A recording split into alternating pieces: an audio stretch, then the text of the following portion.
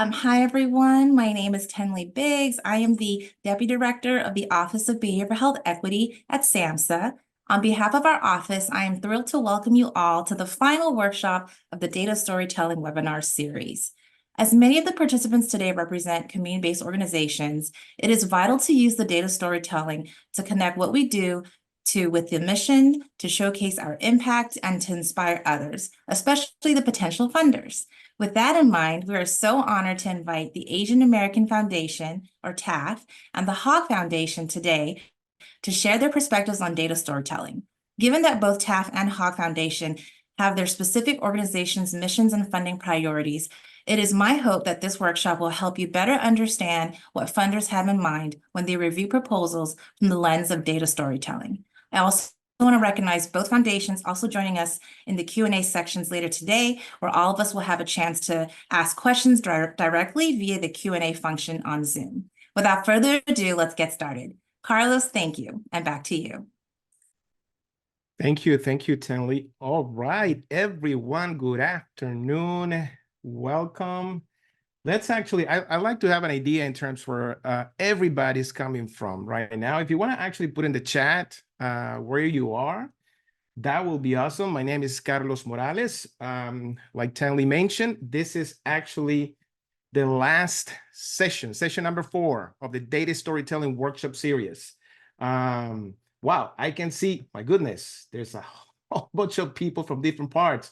However, though, I see someone from St. Paul, Minnesota. I'm actually in St. Paul, Minnesota, so that's awesome. That's great to see. Jacksonville, Florida, Troy, New York, Toledo, Ohio. My. So this is gonna be an awesome session. Brenda Cruz from Elizabeth, New Jersey. Brenda, it's great to actually see you here. It's been a while. I actually worked with Brenda in a couple of projects in the past, so that's awesome to see some colleagues in here. That's great. Thank you for actually putting that information in the chat. So session number 4 is from impact to investment, leveraging your data storytelling, your CBO story for funding, impact, and internal growth. So, since this is the last session, it's going to be a little bit different the way that we're actually going to be doing this, right? We have 2 great foundations who's going to actually help us. They're going to share their stories. We have some questions for them. So in a minute, I'm going to explain to you what's going to be the framework that we're going to be using. Now, one thing that I want to remind you, though, is that if you have comments, if I'm asking you questions and I'm asking you to actually, answer to those, feel free to use the chat box. If you have a specific question, then you can use the Q&A box that is in your screen to ask those questions. So we have a team that is actually monitoring those questions. I'm going to be try to do the same as well. So thank you again. So let's start with what we want to kind of cover today, right? And then I'll talk a little bit about the structure that we're going to follow for today's webinar. So the agenda for today is we're going to talk about the power of storytelling when it comes to funding or grant application. We have some specific questions that we're going to be asked the foundations in regards to that. Then we're going to talk about the importance of crafting stories and messages that resonate with funder audiences. Then when it comes to data-driven stories, what is it that we need to highlight? And then using data to build a successful grant proposal. So that is actually the goal for today. And the way that we want to do this is I'm going to actually start talking and, kind of actually describing a few concepts and set the tone for the rest of the webinar for the first 10, 12 minutes. After that, we're going to ask both foundations to introduce themselves, and then we're going to actually have a conversation with them based on some questions that we actually created about data storytelling and fundraising or grant application. Okay, so, and then after we have that conversation, there's going to be about a 50-minute or so in having that conversation with both foundations. Then we're going to allow it about 15 to 20 minutes for Q&A. Now, I'm going to try to be watching the time to make sure that we have enough time to answer your questions. So as we are talking about the different concepts, as we are describing what data storytelling is from the perspective of a funder, if there are questions that actually come to your mind, make sure that you write them down. So, you have a chance to ask, after we have this conversation with the foundations. And then we're going to have some closer remarks, about 10 minutes or so. So that's the whole structure of today's webinar. But as you know, things might change throughout the webinar, because if I see that we're actually having a fun time and everybody's actually engaging, then we are flexible. We can change things to make sure that you actually get the most value of today's webinar, all right? So things can change in just a matter of seconds. All right, let's start with this. I don't know if you remember, let me ask you this. I know that we have, 195 people right now. How many of you have attended at least one of the previous sessions when it comes to data storytelling? If you have, just put yes, and maybe put the number of the session, whether it's 1 or 2 or 3. So, okay, so we got a lot of yes. Number 1, 3 session, 2 and 3. So we got a lot of people actually coming back to for the final session. This is awesome. So I got a no here. But for the most part, I got a whole bunch of yeses. Another no from Roxanne. Paula Santos, no. Aslam, no. Okay. Ruben, this is my first training. All right. So thank you for actually joining us. All right. So we have a lot of actually people joining us. So what I want to actually do right now is to kind of walk us through to some of the things that we have discussed. If for those of you who actually attended the first session that actually was Data Storytelling 101, you remember that we actually did a survey, right? And we send it out to you to sort of actually have a sense in terms of what your needs are. What were you thinking when it comes to data storytelling? What are the things that you actually are struggling with? And basically, these are the numbers or the data that we actually gathered from that. So if I'm actually using data storytelling to describe this data, right? This is something that we did on session number 1, right? So for example, the narrative to this data was, our primary goal with data storytelling is to foster community awareness and engagement, highlighting our commitment to connect and empower the communities that we serve. Now, referring to the data that you're seeing on your screen, advocacy and policy change align more closely with the essential task of fundraising, followed by partnership opportunities. Now, these goals collectively underscore our multifaceted pursuit to inform, to inspire action, to forge alliances, and secure resources that amplify our impact. The reason why I'm actually wanting us to remember this is because at the end of the day, if we're talking about data, we also need to actually learn how to explain it and how to create a story for it, right? And so the data, obviously, as you know, based on the ones who, based on those of you who attended the previous session, is basically, it's for us to actually show numbers. The numbers back up some of the work that we've done, right? But we have to tell a story behind it. So for a lot of you, you said, well, what are the primary goals that we had with data storytelling? Well, I want to be able to actually do community awareness and engagement. I want to use it for advocacy and policy change. We have talked in the previous sessions about community awareness and engagement, and then advocacy and policy change. We have provided examples. So feel free to actually check those out. But today we're doing fundraising, because that's one of the goals that we wanted to achieve. And that's one of the needs that you had, all right? Now, challenges. This is some of the things that you mentioned. What were the challenges that you were experiencing with when you were doing data storytelling? Well, let's remember. This graphic shows that the most common, the most common problem here, the most common challenge that we face is translating data into narratives. That is something that we're going to talk a little bit about throughout this webinar as well. That resonate, narratives that resonate. So presenting this information in ways that captivate and inform, pinpointing the most pertinent data and interpreting it accurately. So that's what these are some of the challenges that you actually had. In fact, that actually this translated data into a compelling narrative actually was most of you actually said, look, this is some of the things that we're dealing with, we're struggling with. And so we've been able, I think, throughout this workshop series to go over and provide resources, information, and show you how you can create a compelling narrative into when it comes to actually showcasing your data, right? Now, we talked about presenting data in an engaging way. That was part of the data visualization session number 2. But also at the same time, we also talked about identifying relevant data, which was part of data visualization as well.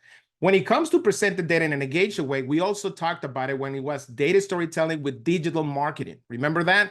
So it's actually, once we actually have the data, we have the story, how do we promote it online to our communities, to our stakeholders, and possible funders. So I wanted to remind you to kind of actually walk you through and some of the things that we actually have covered throughout this workshop series, right? So when we're talking about data storytelling and fundraising or grant application, one of the things that I want you to remember is this. A compelling story in fundraising should connect emotionally, provide clear and concise information, and be highly relevant to the funder's goals. Emotional connection draws the listeners in, clarity keeps them engaged, and relevance ensures they see the value in supporting your cause. So throughout this workshop series, we've been able to actually showcase and give you examples on how you can apply this. Today, we're going to be talking specifically data storytelling for fundraising, the strategies, and grant application, right? Now, in the previous presentations, we talked about the 3 key elements when it comes to actually data storytelling: narrative, visualizations, and context, right? And so this is one of the things that it doesn't matter what you do, whether you're actually applying for a grant or whether you actually are telling your story to your community to engage them, or whether you actually want to do policy change.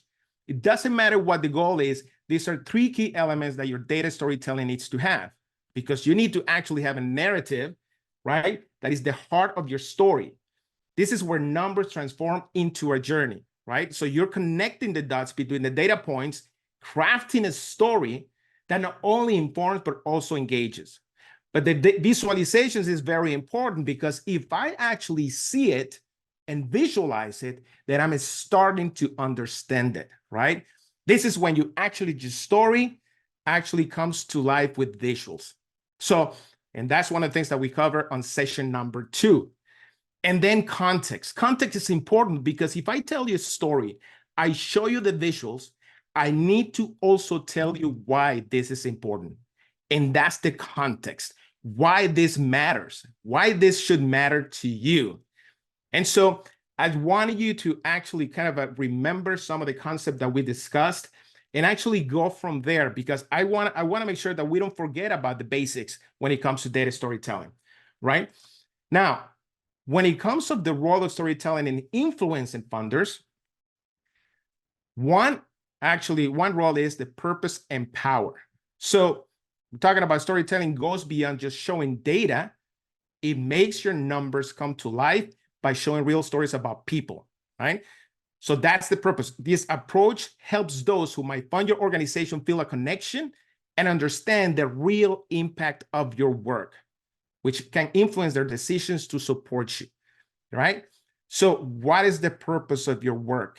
What is the narrative behind it?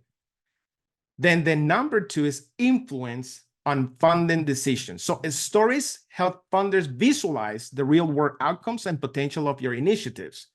But they aren't just funding data points, but they're investing in community and transformation and the improvement of life. So this is actually the connection, right? So they're not funding just the data, but they're actually funding the transformation that actually happens behind it. And that's important for us to remember. Sometimes we get into, and I work with several organizations, we get a lot more into, okay, what data we're collecting, what are the numbers are saying, and it's more and more about the data. And sometimes we forget about the story, the narratives behind it, and the changes that we're making in the community. And I think when you actually have those two and you relate it to each other, then now you actually are using what's the power of narrative. When you're actually telling your story and you're using data and storytelling, that's what you're actually doing.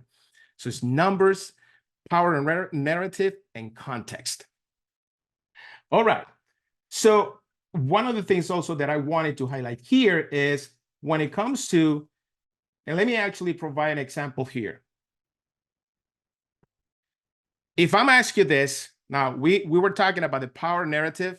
When it comes to data storytelling, it has to have narrative, the data visualization, and context. So let me ask you this.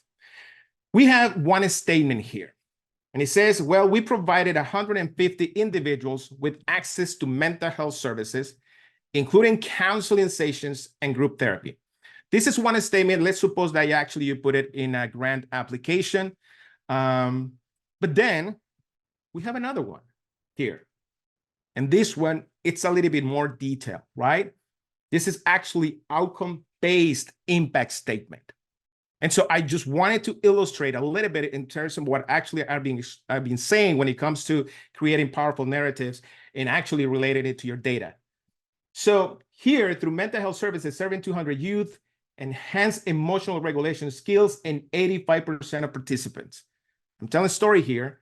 Reduced incidence of school unattendance by 30%. Improved classroom behavior in 70% of participants. For every $1,000 donated, the community saved an estimated $10,000 in reduced healthcare costs and juvenile justice interventions, representing a $1,000 return on investment. So which one would you fund? Based on the text that you're reading, which one do you think will actually catch the funders' attention? And I wanted to actually just illustrate this because it's important that we don't forget that this is more, it just goes beyond data. It's more about learning how to tell the impact that we are, that we're having in our community, and we have the numbers to support it. That's what that is. So one is the outcome statement of impact, and the other one is outcomes-based impact statement, right? So that's the example that I wanted to give you in that regards. Now, when it comes to key components of a story that appeals to funders, there's actually a human element that we cannot forget and that we have to include, right? So for example, Sarah, a 30-year-old who struggled with depression for years, found support through our mobile counseling services, significantly improving her quality of life. You're humanizing the number, you're humanizing the data, and you're starting to tell a story. Then we have a challenge and solution. For example, in here, we want to describe a challenge and how your organization addresses it. So for example, in our community, 1 in 5 adults faces mental health issues, yet over 50% of them lack access to treatment. That's the problem. That is the challenge, right? Our telehealth service provides crucial support, increasing access for underserved populations. That is the solution that you are proposing, right? Then we have data and outcomes. Using clear data to show effectiveness, after participating in our program, 80% of clients reported a decrease in depressive symptoms within 3 months, right? You're showing what is the outcome, what is the result of the implementation of your program. And you are describing that by providing the numbers, but also stating the results of that. Then we have vision for the future. So you illustrate the potential impact of expanded funding. So with your support, this is a statement that you can even add. We can extend our reach to 500 more individuals annually, enhancing mental health resilience in the community, right? So with this support, with this amount of money, we will be able to actually do this. This is the amount of people that we actually would benefit from it. And if you think about it, though, if you go to some organization websites, and if you actually go to the Donate Now button and you click there, that's a perfect example in how you can actually see how they're crafting their data storytelling when it comes to fundraising strategies, right? Sometimes it's just actually say the amount of money that you're able to actually, that you want to donate, but there's no story behind it in terms of what would $100 do if, within the community. And so if we actually put those together, I think our fundraising strategies will be more effective. And this one is actually clear. I mean, this is actually crucial, incorporating testimonials. So in this case, include a powerful quote that says, "Thanks to the support I've received, I feel like I'm finally part of the world again," says Maria, program beneficiary. And that's actually one of the questions that we're going to be actually discussing with these two great foundations in terms of how do we balance that when it comes to applying in a grant application, for example, right?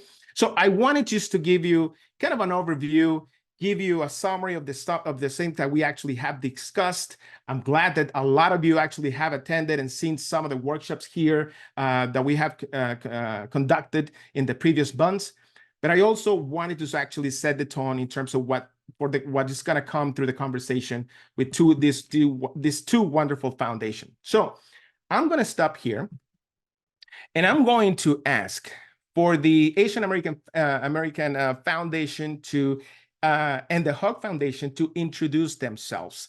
And then after they do that, we will actually start having a discussion about data storytelling and fundraising.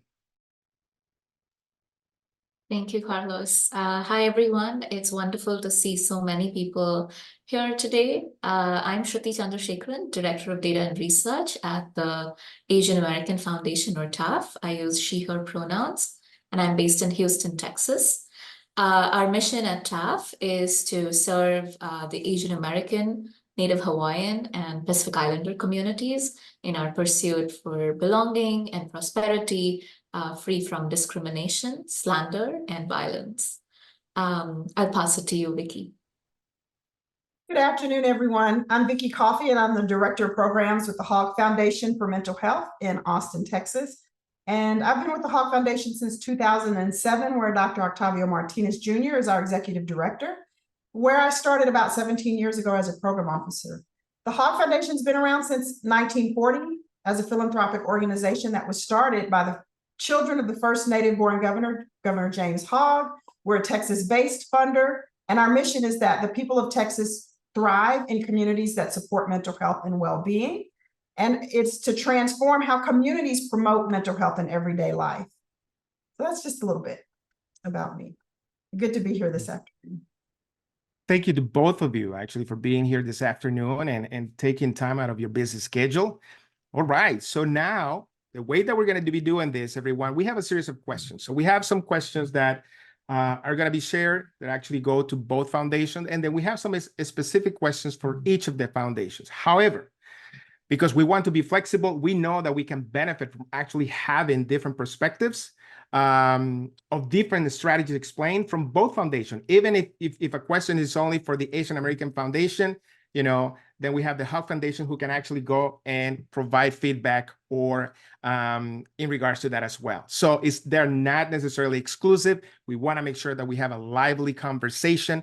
And so as we are having this discussion, I want you to start thinking about some of the questions that you might have, right? If we have some times to actually talk about them right now, I'll make the call. But what we want to make sure is that I want to give enough time for both foundations to actually go through the questions, talk about the examples or concepts they want to explain, and then we'll have time towards the end for Q&A.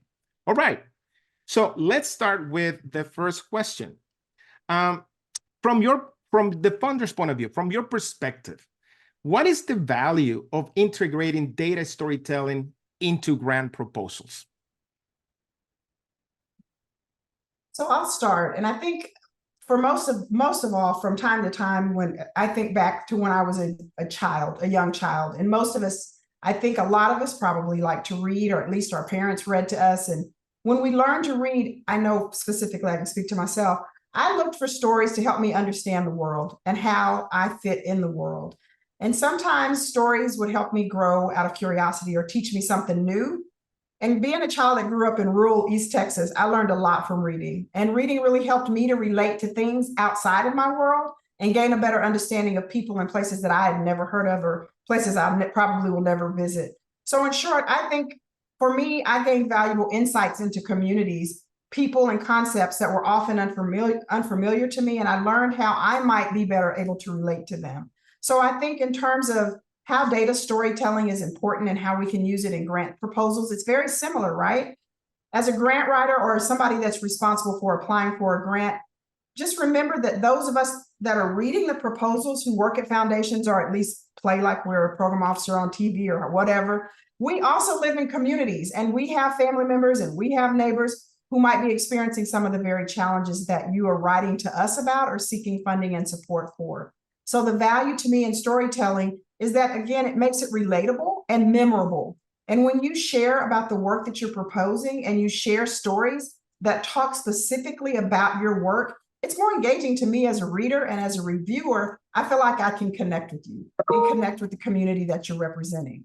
And when you share specific examples like ones that were mentioned earlier, there's a value in tying that ask to the goal and the purpose and the use of the funding. So rather than just sharing the numbers and the details, and we love those pretty charts and they're colorful and people take a lot of time, but the stories that are based on data are more likely to engage us as readers and funders. And those stories can help change policies and help make the decision about whether or not you or your organization is one that we really see value in terms of investing for a specific initiative.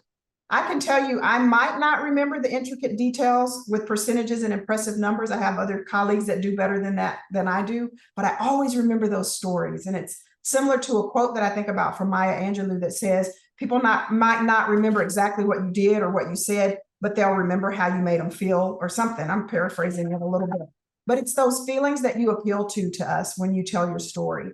That also gives you an opportunity to talk about what are you doing well? What are your successes? And I think as a funder, sometimes we forget, but we should include a question that asks, what accomplishments have your organization achieved that make you proud or that make you stand out? Because we read a lot of proposals. And then lastly, a more challenging question that I think we would be less inclined to ask and less inclined for you to share is, what have been the challenges and where do you see the opportunity or growth where you can improve your work? And so, yeah, I'll leave it at that.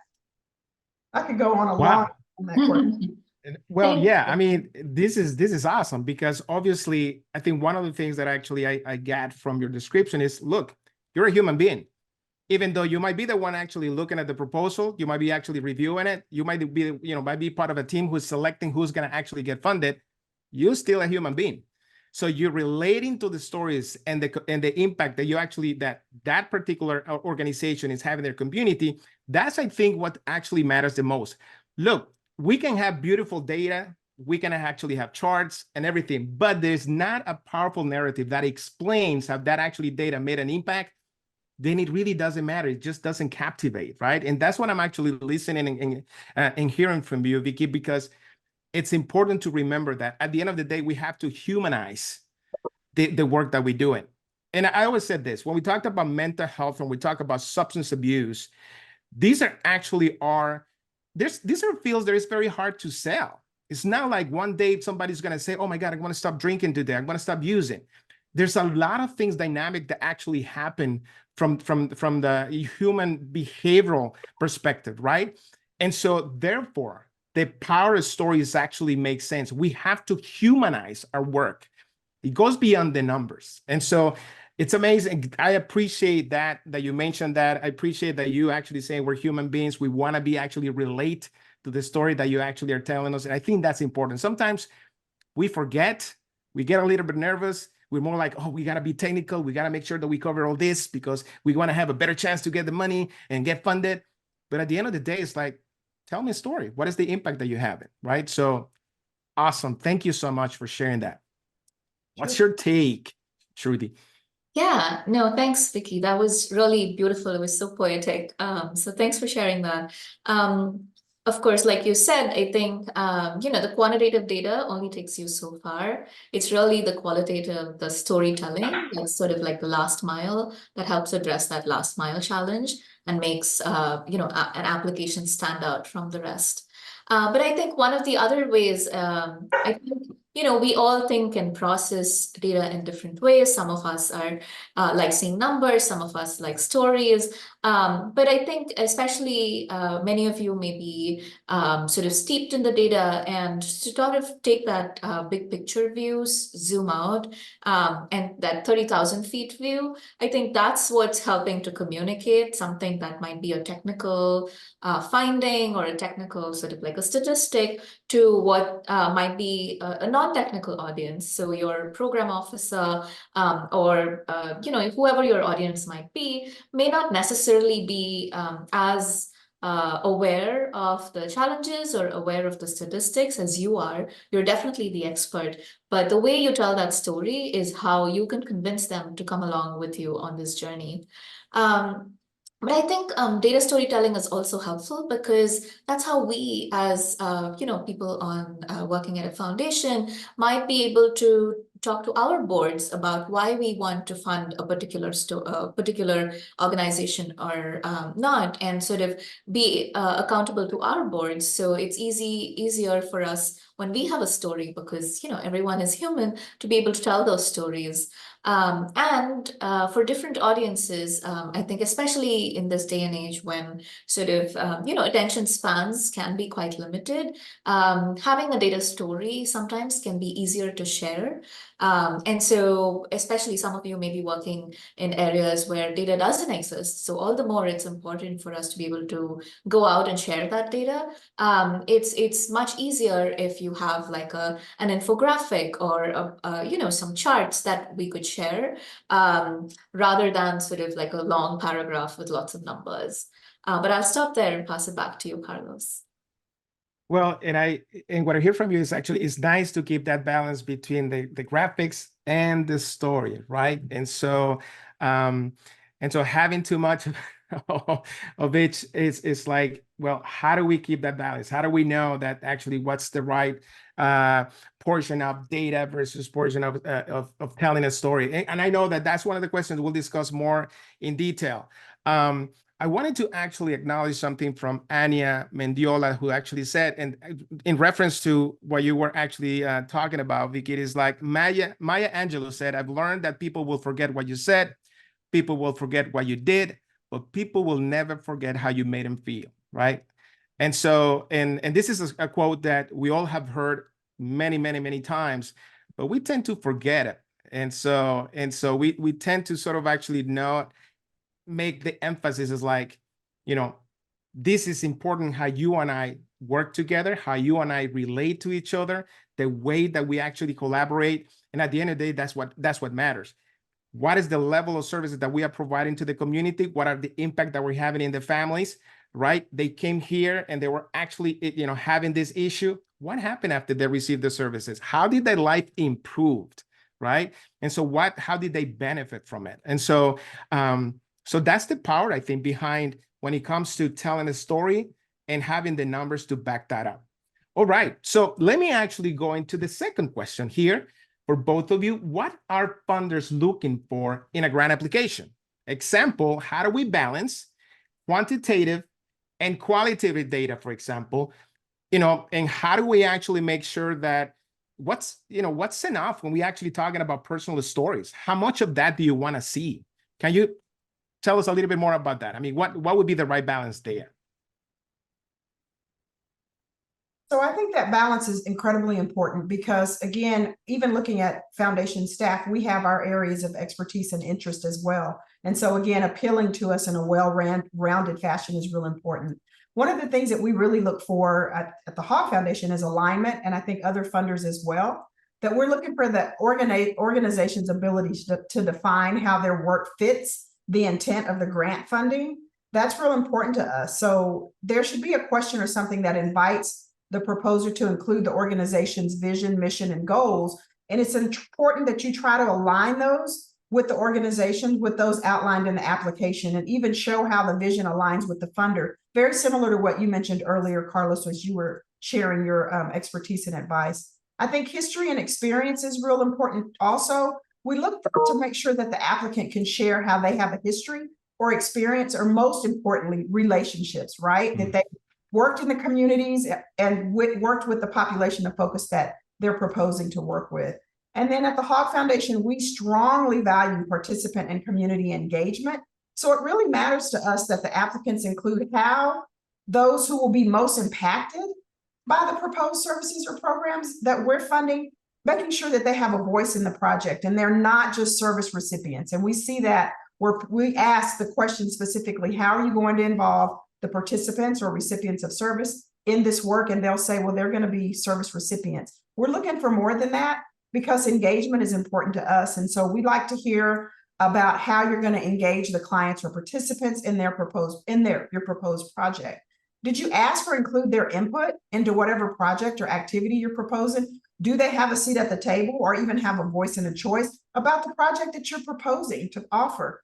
Are they included in the decision making? All those levels of engaging the participants is very important to us. And I know I can tell you, and you've heard this before, but in some communities, it's believed that if you're not at the table, you're on the menu.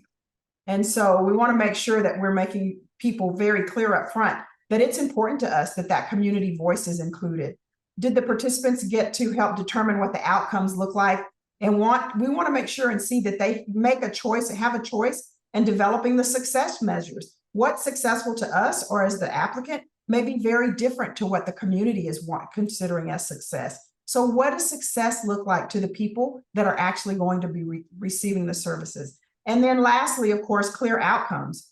What are you expecting is going to be different or improved as a change or changed as a result of the programs that are being funded through this project? We would like to see that there's both that qualitative data, which can sometimes feel a little squishy, and not as absolute as quantitative data. We care, like you mentioned earlier, that you propose to serve 300 kids, but it's more important to us that you talk about how did their quality of life improve? How are they better off because you worked with them? And so the examples that you gave earlier were excellent. Wow. You know what? I have a lot to say in regards to what you just actually talked about. And I'm trying, here's the thing, right? We're talking about how do we balance data with personal stories? And I'm thinking here, how do I balance myself into actually kind of summarizing what you say, but at the same time moving along because we have limited time. So trying to apply some of what actually I'm preaching here to myself. But one of the things that I wanted to mention really quickly, the importance of actually including the community in the process of your program implementation. This is something that we did talk about in the Data Storytelling 101. And actually, we talked about ethics. And so what does that look like when it comes to actually, having data that is representative of the community? But not only that, though, the community provide feedback in terms of the data that is being collected and how it's going to be used. That's actually very, very important. So I'm glad that you mentioned that. So I'm going to stop right there. And so I'm going to give you the floor now to Sruthi to actually tell me, what are the funders looking for in a grant application? Thanks, Carlos. So at TAF, we are, we're a very new foundation. We're only 3 years old. And our model is, I think, unique in the sense that we invest in best-in-class nonprofits, but then we also execute our own innovative programming. And so part of what we need to do that kind of innovative programming is fundraising. So like all of you, sometimes we are also applying for our own grants. We're doing our fundraising. We're reaching out to foundations. We're reaching out to other stakeholders. And so I'm going to reflect on this question, but potentially in other questions as well. Some of the things that have, that we use at our organization that we have found helpful.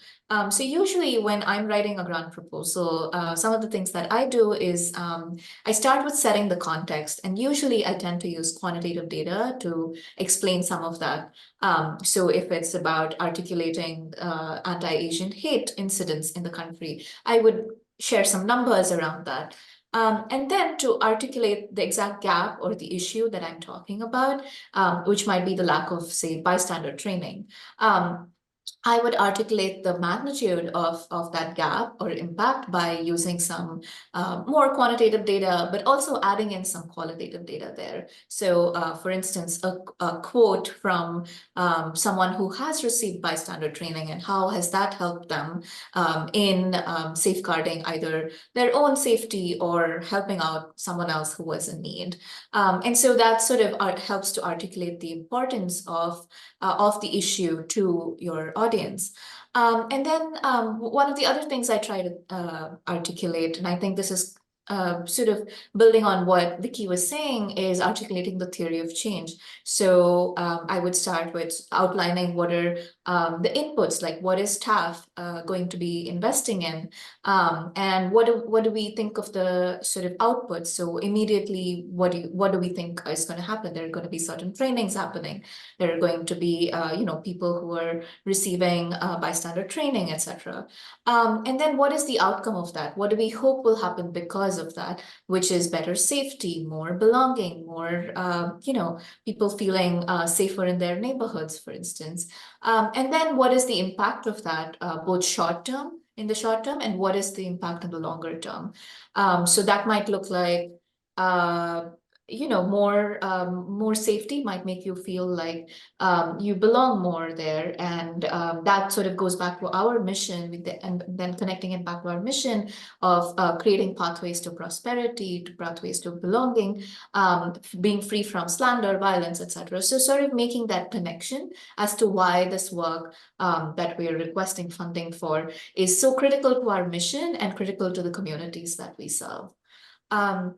But I know that we're short on time, so I'll stop there and pass it back to you, Carlos. Carlos, can I? Oh, Thank you. I'm sorry. yes. Can I add something real quickly? And I'm just sitting here as you saying things, it's making me think of more to add. And so one thing I thought about that's so important is that as we're collecting data, quantitative, qualitative, all the metrics, and including people and helping make those decisions, it's really, really important and key that we reach back out and share that information with them as our community, right? Because a lot of times, a lot of communities that we work in have people always gathering data and asking questions about them, but we have a tendency to fail to go back and then share that data and information with them. So I think that's very, very important, is that we circle back and include community in that data storytelling and making sure that they know what those stories look like and they hear those as well, and not just the funders.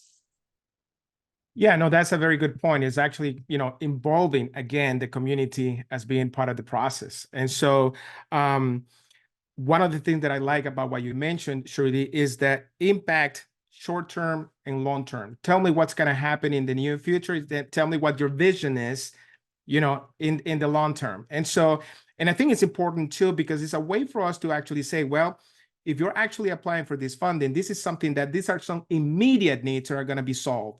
But at the end of the day, also, we are actually setting up the foundation for kind of a longer term goal, a more, kind of a bigger impact in the community. And that's important to actually mention that as well. I also heard here that it's important for you to have also the balance between quantitative and qualitative, right? You start by actually showing some numbers, but at the same time, you also have a paragraph explaining what those numbers mean. And I think it's important to actually keep that. I think when you are filling a grant, filling a grant application, there's going to be sections where they actually, you got to keep that balance. And there are going to be sections where you might want to expand a little bit more and tell a story, or even, introduce some testimonials from some of the clients or the participants that you actually work with. And it's important to actually recognize that as well. Great. So let me actually then ask you, what kind of data are funders looking for in reporting? What kind of visuals are and storytelling are accepted? What actually will get your attention and will make the proposal stronger? I was just looking in the comments, so it's like so many different areas to pay attention to. But Julie made a great point, and that is exactly what we believe, is that the community actually owns their data. It's not that we're collecting it on them, or it's being collected on them for our use and they don't have access to that, but they own that. So that's such an important point to make as you're doing CBPR, community-based research, that you are sharing that data back because they own it. It's not our data. If we're talking about going in communities and partnering with them, it's important that first of all, they help define success, what it looks like, how it will be measured. And those defining that it's clearly defined in the goals from the beginning, again, including the voice of community in doing that. And then also, what are the plans for how they will engage, how the engaged population of focus will help with that data collection? Yes, very, very relevant in communities who have historically been excluded. That's critical because, again, we want that buy-in, and it's bigger than that buy-in, but we want that participation from the people that are going to be most impacted. For the Hogg Foundation, we ask our grant partners, and we let them know upfront a set of questions that we share with them earlier in the grant term to let them know these are the things that we're going to be asking you to report on. So we're looking at our reports. As far as visuals and storytelling, we ask our grant partners to share in a way that's comfortable for them. And so I'll give an example. We offered our grant partners in one of our communities in Houston the opportunity to do what's called a report to community. And it's just a clear, concise document, not only that they share with us, but they share with their community about the work that's being done in their community. Some folks told us that doesn't work for us because people in our community, reading is not the best way to do that, but we have these great radio stations that are culturally relevant to our community. So we'd like to share that information on some radio spots and some shows that we have in our community that people really pay attention to and they tune into. We also have tools that our grant partners have used, like Photo Voice. I'm sure most of you have heard of that. And that allows people to show and take pictures of what's happening in the community from their perspective. And they can share data with that or pictures as well from what the work is looking like in their community. And then other folks have told us that just a simple newsletter, telling the story in a newsletter, and they share that with us. So we have a feature through our data system that people can upload whatever it is that they use to tell their story. We're not prescriptive on that because that looks very, very different in different communities. Awesome. Thank you so much. And here's what I'm going to do. I'm going to actually talk less, and I'm going to actually ask you to sort of actually, to move along because we're getting short on time. This is a great discussion. I mean, this is like 90 minutes. It's so short in time. And so I appreciate that. So Sruthi, for you, what kind of data are funders looking for in reporting? Yeah. All right. Great. So I'm just sharing my screen here to talk through a couple of examples. So this is actually taken from our impact report, 2023 impact report. And I wanted to talk through this example because at one sort of snapshot, it gives you both the numbers and a little bit of context as well. And so here, if, based on one's interest, you could sort of look at the overall numbers, but also you can look at the pillars that we work on, are specific pillars and the kinds of impact we've achieved. So that's one way of presenting, numbers and stories. Another way is what I have here next, which is a grantee case study, which we've used in our conversations with our board about when we've talked about what our impact has been. So you can see here that, this is one of our grantees that we have the privilege of working with, and we talk a little bit about some of the numbers related to their services, their service delivery, the kinds of, what they've done with some of the investment. But then we also have a quote, and I think there was a question in the chat about how can you talk about data stories without giving away confidential client information. And maybe it could look something like this, where you anonymize the quote, you take out any sort of individual personally identifiable information. And that way, you're able to communicate the impact of, what the investment brought about without having to specifically sort of pinpoint. Another way could be just aggregating, like the previous slide, where you're aggregating to the big picture numbers so that you're not having to talk about individual, individual folks who were impacted or their specific stories.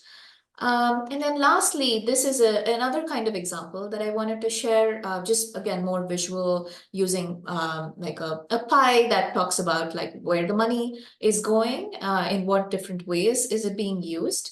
And sort of a headline statement with sort of highlighting what the money is being used for, and then the pie gives you an idea of where the investments are and a key to sort of accompany that.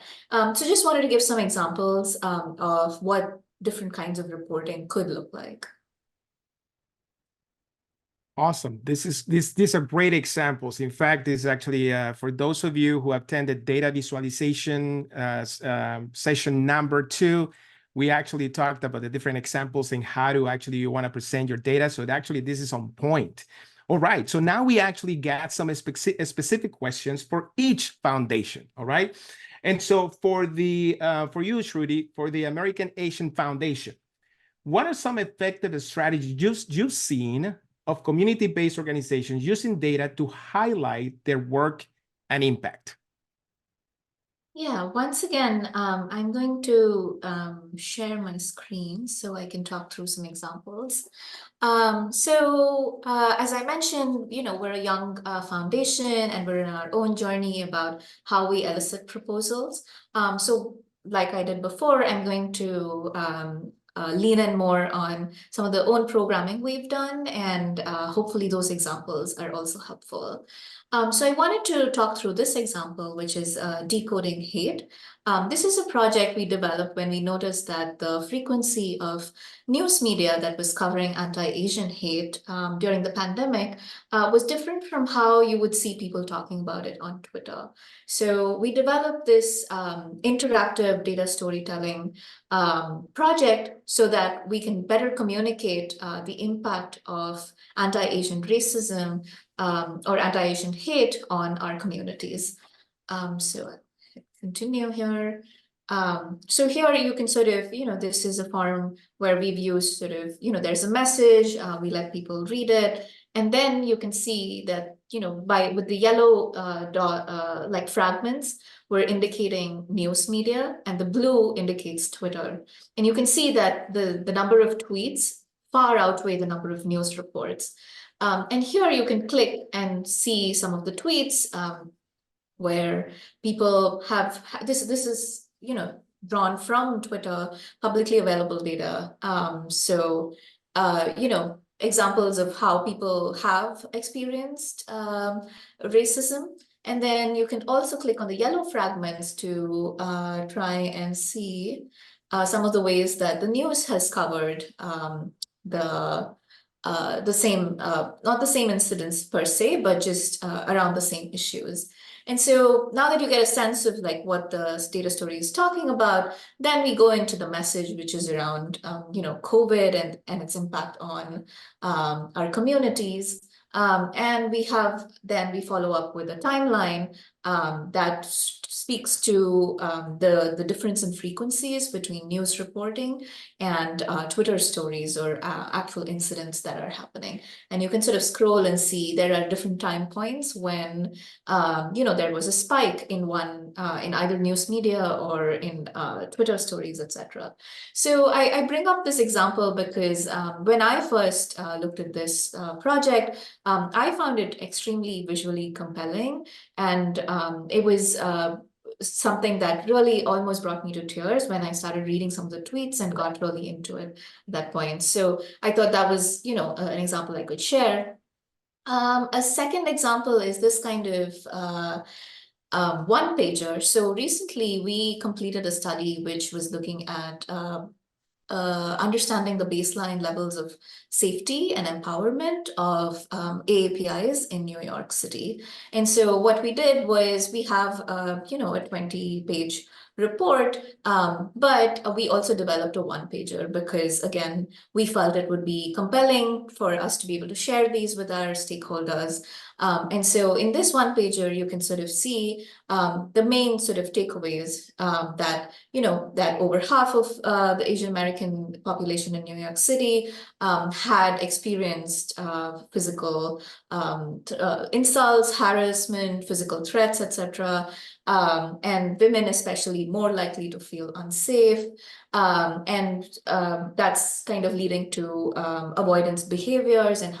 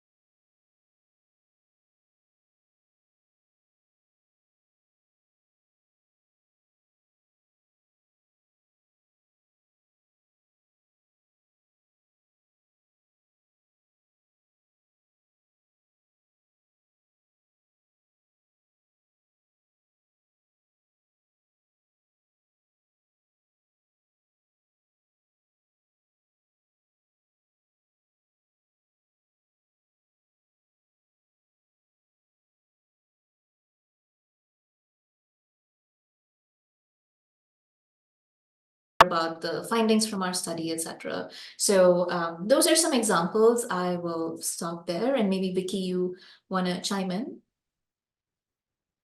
Well, here's one thing that we're gonna do because I want to make sure that we have enough time to kind of answer all the questions. So what we're going to be doing right now is we're going to go and continue asking the question for each foundation, and then we're going to have, remember that we're going to have Q&A. I want to allow enough time for people to actually ask questions and for you to respond to those. So I'm going to have to be moving along because we only have now 30 minutes left.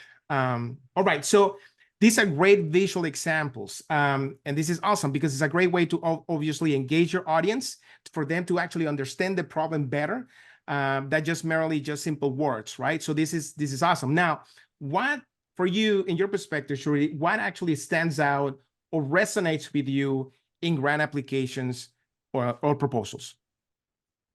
Yeah, great question. So once again, back to sharing my screen.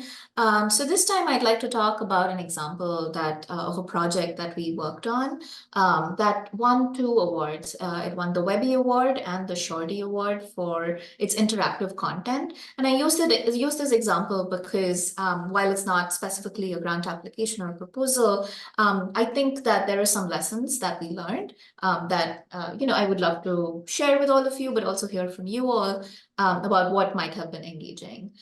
So this is the AAPI nonprofit database. This is a database that we developed at TAF because we were hearing that donors who were interested in investing in Asian American Pacific Islander communities didn't know who to work with. And so there is no centralized repository of verified information about nonprofits that are serving the AAPI community. And so we developed this website. So there are different ways of looking at the data. You could look at specific focus areas. You could look at specific populations you're interested in, or you might be looking for an organization in your specific area. And we also offered 3 different views: the traditional list view, which is just a table, and then you can click and read more about a specific organization. You could also look at a map view, which plots it on a map. And then you can understand sort of, who's nearby, which organizations are serving what communities, etc. And then we also have what is called a plot view. And we thought this would be really interesting because if you're a community-based organization working specifically with Korean communities, you might want to know who else is in your sphere of work. How can you collaborate with them? And it gets even more I think interesting when you cut the data in different ways. So for instance, I only want to know who is working in the space of anti-hate with different communities. So this way it sort of cuts the data in different ways and hopefully is engaging. I think one of the other things that we did was also have a matching service. So say you're a funder and you're looking and you don't know exactly what you want to, who you want to fund or who you want to support, then you can take a short quiz there where you answer 5 questions, and then it matches you. It's like a dating service. It matches you with which organizations are best sort of matched with your interests, the kinds of causes you're interested in, the location, the budget, the communities, etc. So I'll share some of these examples on the chat. But just to give you a sense of the kinds of features that we built into our website.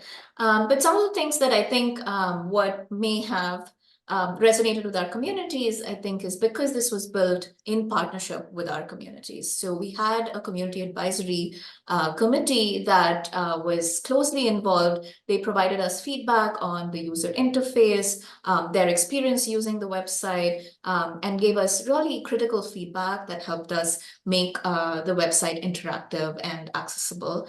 Obviously, mission is important.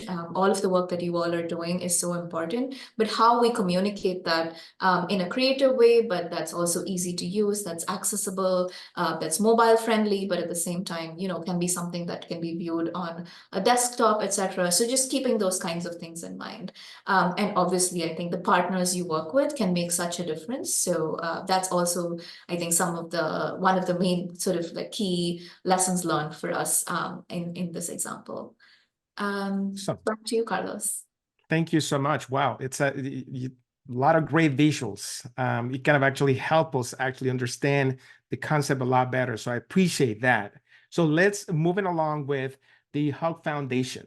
What are the common mistakes, Vicky, you think organizations make in grant applications or reporting? Such a great question. I think that, man, we could have a long list of those, but for the most part, people do a really good job. And as a funder, we always take into consideration and remind ourselves that people are doing the best job they can with the tools that they have. And so to be really kind and give grace to our applicants, because it takes a lot of time and a lot of energy and a lot of grit to apply for grants. And so one of the mistakes that we see is when our applicants use a proposal that's not specific to the grant that is being posted or being that's available. So they'll try and cut and paste from other other proposals that they've used that may have slightly different goals and kind of squeeze it into the box that for this specific proposal. Sometimes it's real clear when that happens. Other times we're reading for a while and you have to go back and read again because we're just not making that connection.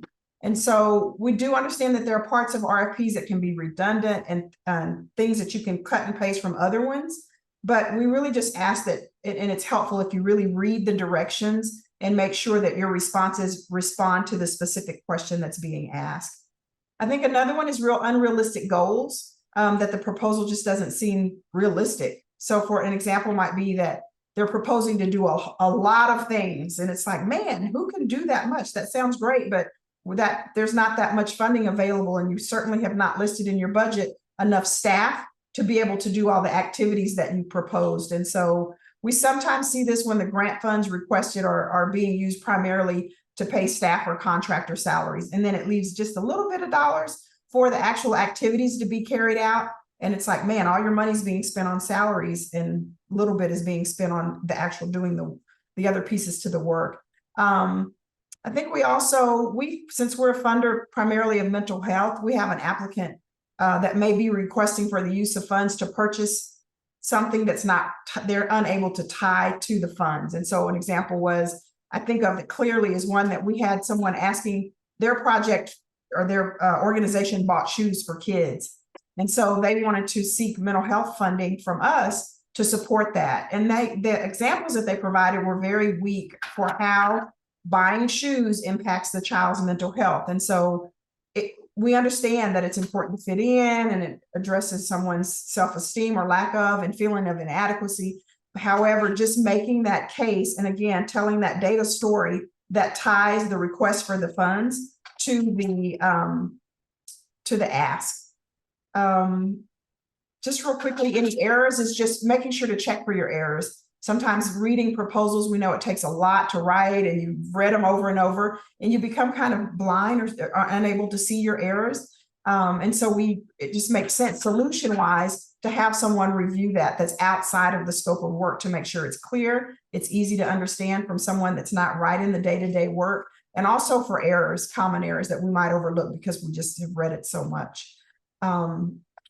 I'll stop there because I know we're short on time, but I could go on a long time on that question. I know. So let me ask you one final question then, and then we're actually going to do Q&A. So can you provide any advice to community-based organization as to how to reach new funders with their stories?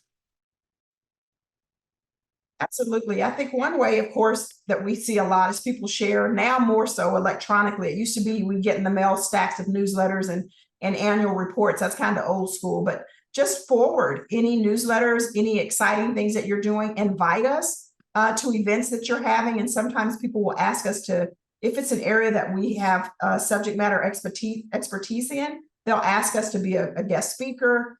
You can also reach out to our communications department and say, I know you fund in mental health and we provide mental health. We'd love to co-write or co-author a blog post with you, or even be on a podcast and talk about the content, not necessarily about what you're providing. So not an infomercial, but offer your expertise about the topic that we're looking for information about. And then you can always just email us and reach out. We get lots of questions and inquiries about our work. And so just showing an interest in the foundation or the funder, and share your stories. Again, just keep us in the loop about what you have going on. Thank you. Thank you. It's a little bit more about doing a little bit of homework in terms of who that potential funder could be. And based on that, sort of actually try to establish that relationship. So you provided some specific activities that actually community-based organizations can do to start establishing that relationship. So that is awesome. So, all right. So, sorry, can I add to yes, Vicky's answer?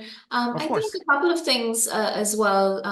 Sometimes, or I think as a practice, one of the things we do is when we're starting something out, we think about who are all the stakeholders we want to engage with and what are the best ways to engage with them. So at TAF, we work with community-based organizations. We also work with policymakers in the government. We work with corporates. We work with the media, and we work with other foundations. So each of these stakeholders have different ways of what might work best. So like a one-pager might work really well for a policymaker or for someone in the corporate sector, but foundations may be more interested in sort of the longer report. So just thinking about your audience and coming up with a plan, especially a communications plan that can help you hit each of these sort of target audiences in the way that best speaks to them.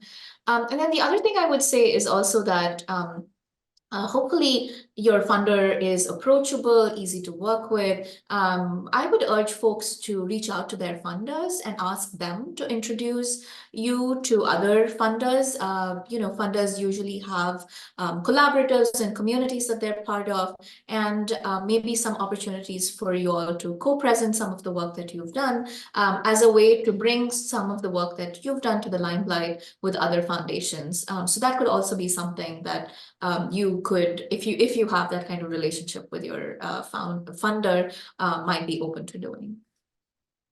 Awesome. Thank you so much for providing that additional feedback and perspective. So here's what we're going to do now. We're going to actually open this to Q&A.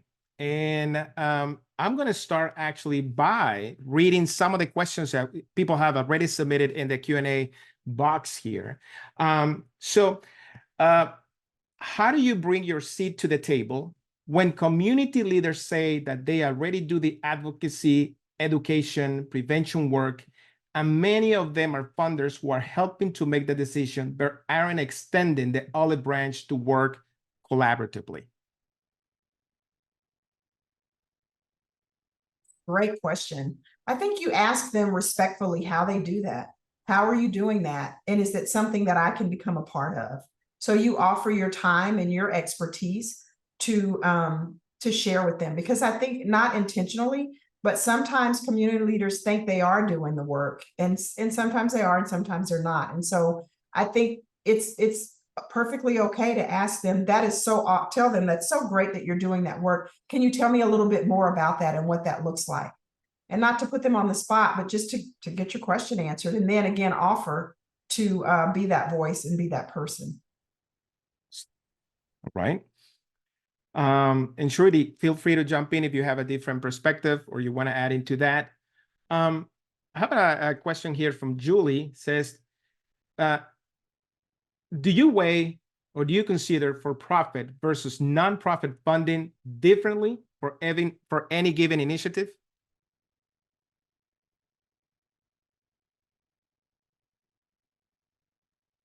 That is a little hard for me to talk about, because at TAF, we are a 501c3 and we tend to usually support other 501c3s.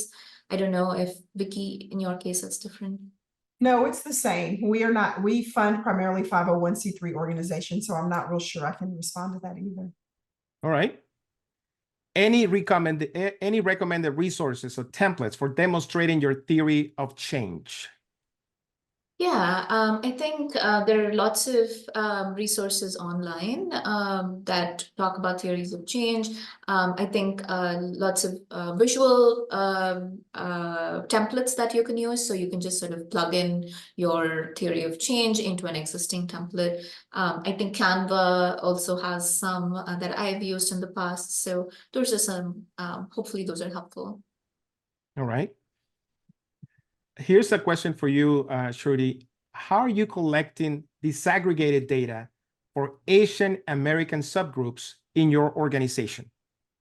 Yeah, that's a great question. And it's, I think, something we all struggle with when we're trying to reach communities that are undercounted, under-resourced. So it's definitely something that we try to keep front and center in all of our data research projects. The way, at least for our bigger scope studies like our status index, which is nationally representative, or the New York study example that I shared, which is specifically about representative of of AAPI New Yorkers. The way we go about doing that is oversampling. So we oversample for the Asian American community. We oversample especially for subgroups. We work with a data collection partner to hit certain targets in that oversample for East Asian, South Asian, Southeast Asian, Filipino, and we also try to oversample for NHPIs. And we are finding it challenging, especially for NHPI community, to be able to oversample.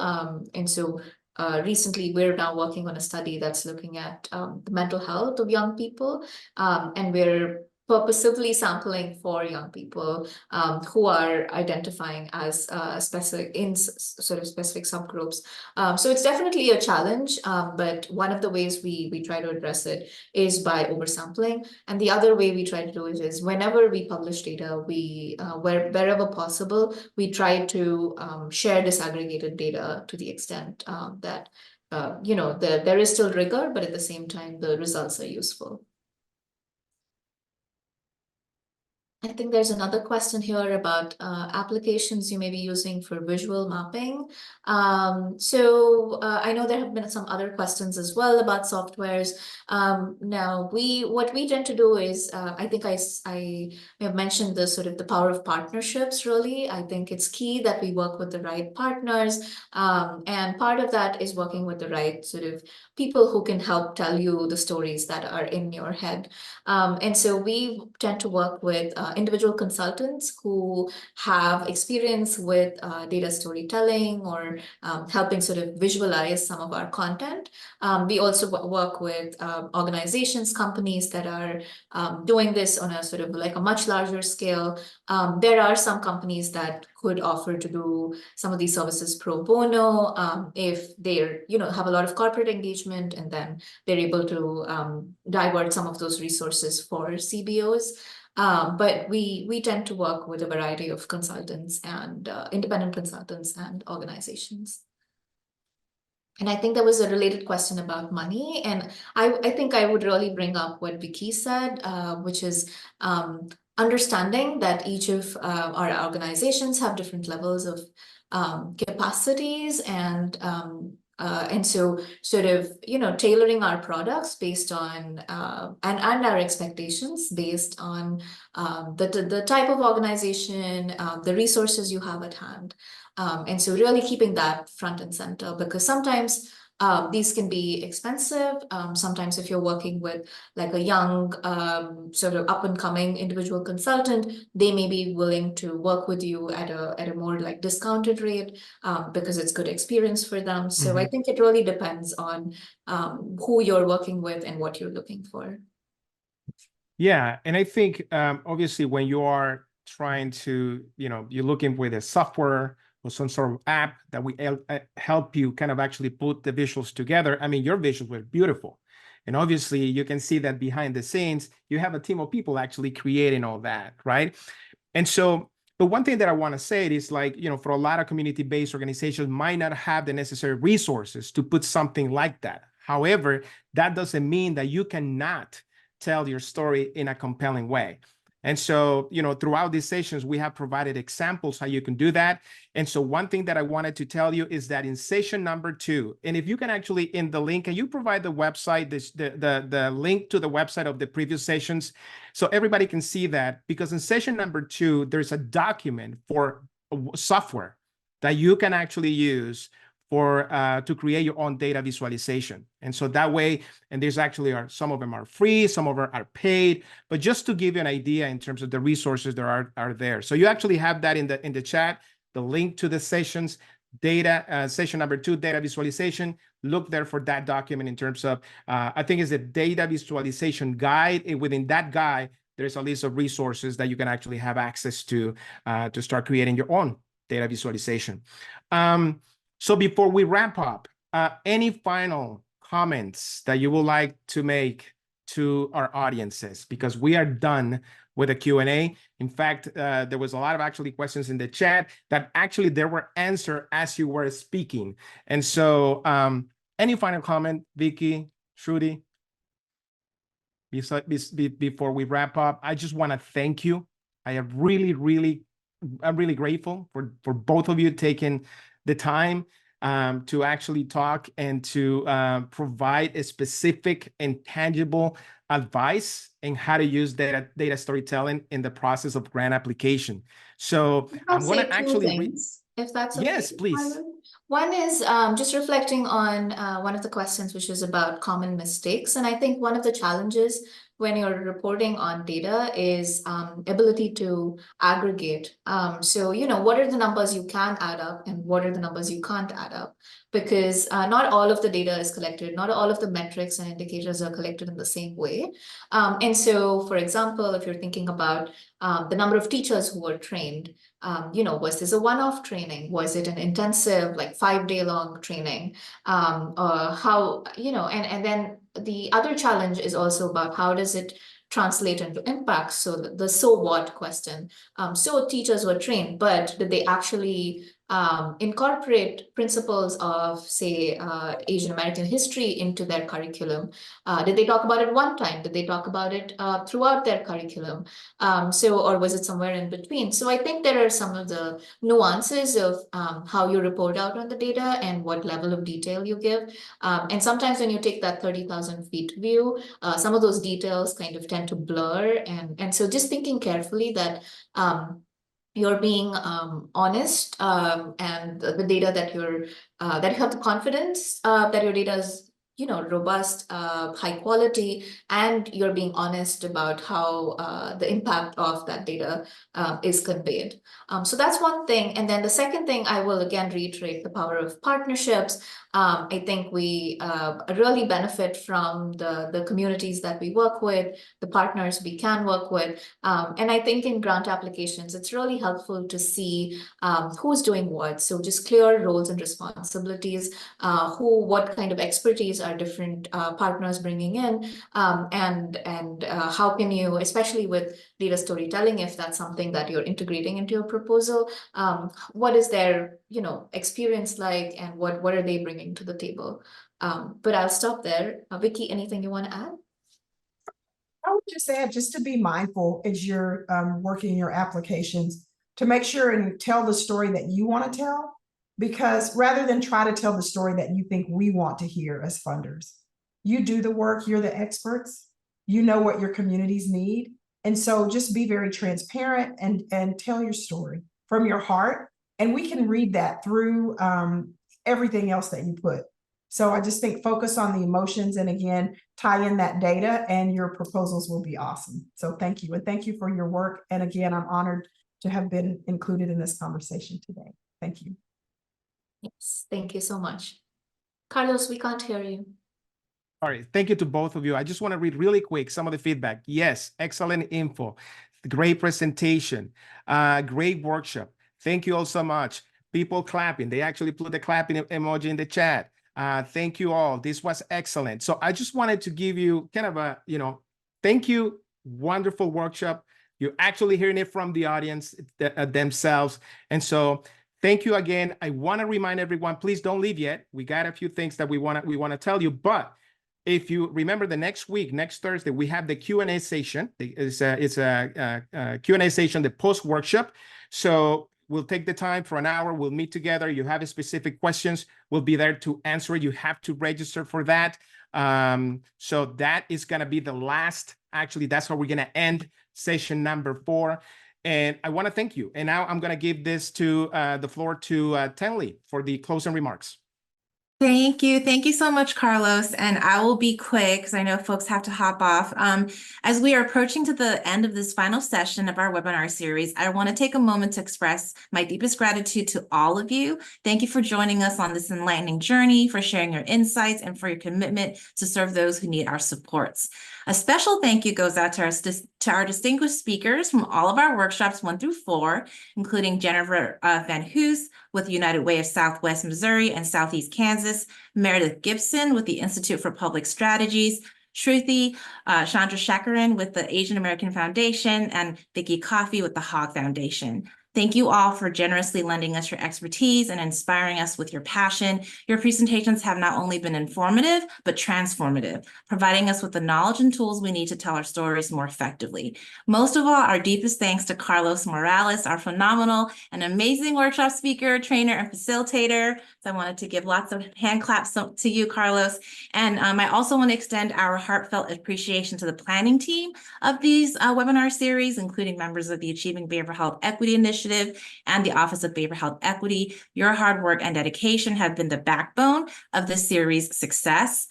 We are really keen to stay connected with all of you. The shared experience of these series has created a community of professionals who are not just colleagues, but allies in strengthening and uplifting our own communities. If you have any ideas or topics you'd like to explore, especially those related to capacity building for community-based organizations, please don't hesitate to reach out to us. Your feedback and suggestions will guide us in creating content that will meet your needs and supports in your important work. So thank you again, and we hope to see you all in future OBHE's workshops. Thank you, everyone. Have a wonderful rest of the day. Happy